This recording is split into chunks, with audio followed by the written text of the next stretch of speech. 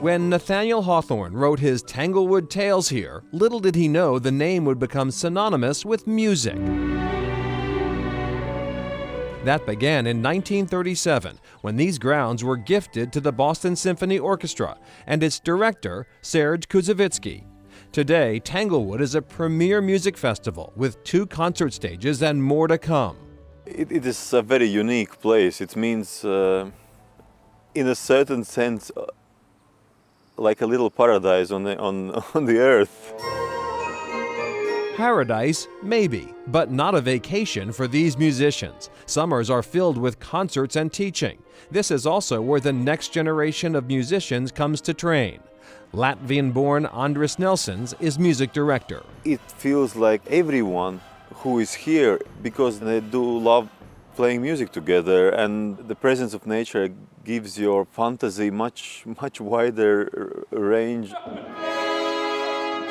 Nowhere in the world exists something like that. When not conducting, Nelsons enjoys cruising the grounds in his Maestro-designated golf cart.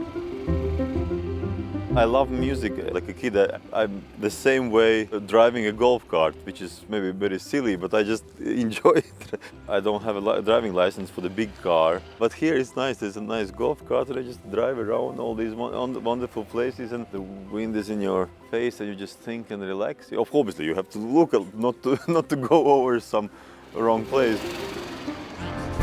New York, a hell of a town. The Bronx is up, but the battery's down. This summer, Tanglewood celebrates Leonard Bernstein. New York, it's a hell of a town. Born 100 years ago in Lawrence, graduate of Boston Latin and Harvard, Bernstein did it all from classical to Broadway, composer, conductor, teacher. His lifelong love affair with Tanglewood began in 1940, when his mentor, Kouzavitsky, started the music school. Managing Director Mark Volpe. In the 40s and 50s, there was nothing else. This was Mecca. He was a Boston kid. You know, we lost him for a while to New York, but he came back. And of course, he belongs to the world. But the institution where he had the longest relationship, 4 decades plus, was Tanglewood. His first concert was here.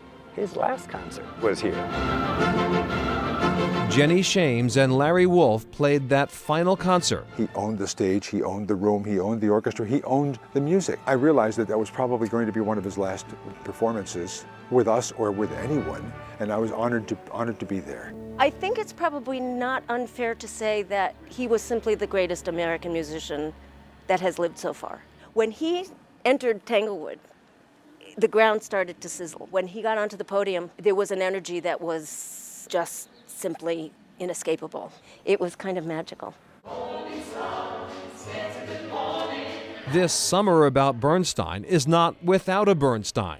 Here, daughter Jamie directs her father's opera, Trouble in Tahiti. My father composed Trouble in Tahiti, this lacerating story about a marriage coming apart. He wrote it on his honeymoon, and then he premiered it the following year at Brandeis. I think my father would be amazed to see Tanglewood today because it's become so mega.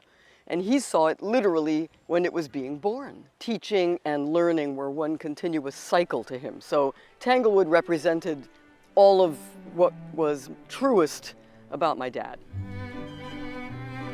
Bernstein's Berkshire roots run deep. In 1937, he was the music counselor at Camp Anota, then in Pittsfield. It was the summer that George Gershwin died, and my father was so shattered by the news. He made an arrangement of Rhapsody in Blue that the campers could play. And I actually heard this arrangement performed recently at Colorado College, and it was just the cutest, silliest thing you ever heard. The spirit of Leonard Bernstein lives on today, nowhere more than at Saranac, the home of Serge Kouzavitsky, high above Tanglewood and the Stockbridge Bowl. Resident manager, Peggy Rothell. He had his composers, his chosen students live here as well. Leonard Bernstein taught in this room. It has great history, it has great life, and it's a warm and lovely home. We have 4 bedrooms upstairs, and we operate here like a bed and breakfast, but you need to be invited by the BSO. This room was the maestro's, his conducting suits still in the closet. Everyone tells me what a dapper dapper man he was, and you can see. And we tried to put the conductors and the composers here for inspiration.